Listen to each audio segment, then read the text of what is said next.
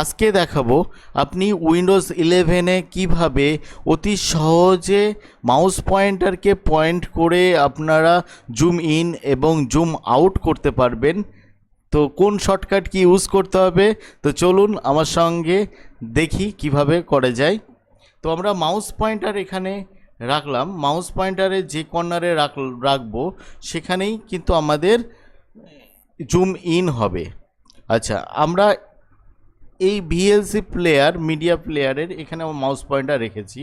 তো এখান থেকে আমরা জুম ইন করার জন্য কি করব, সিম্পলি আমরা উইন্ডোজ কি বাটন প্রেস করব, প্রেস করার পর আমরা প্লাস বাটনে ক্লিক করব।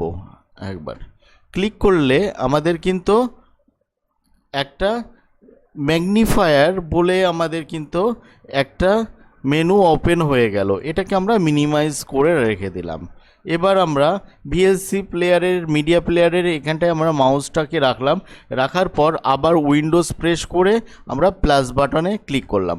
একবার প্রেস করলাম, আমাদের কিন্তু একবার জুম হলো, আবার প্রেস করলাম, আবার কিন্তু জুম হলো।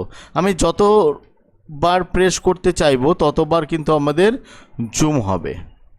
ঠিক আছে, তো এইটাকে আমরা জুম আউট করতে গেলে ঠিক একইভাবে উইন্ডোজ কি প্রেস করব, প্রেস করে রেখে আমরা মাইনাস বাটন আবার প্রেস করব। যতবার আমরা প্রেস করব ততবার আমাদের কিন্তু জুম আউট হবে।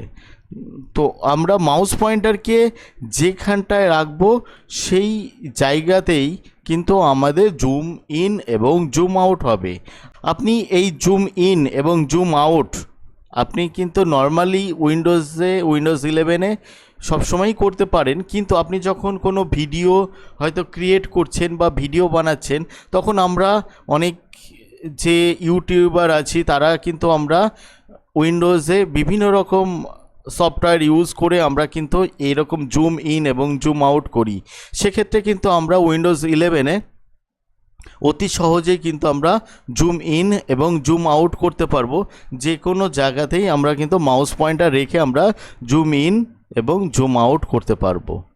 ওকে বন্ধুরা, আমাদের ভিডিওটা যদি ভালো লেগে থাকে তাহলে অবশ্যই একটা লাইক এবং সাবস্ক্রাইব করবেন। আর আমরা কম্পিউটার টিপস এবং টিউটোরিয়ালস নিয়ে ভিডিও বানাই।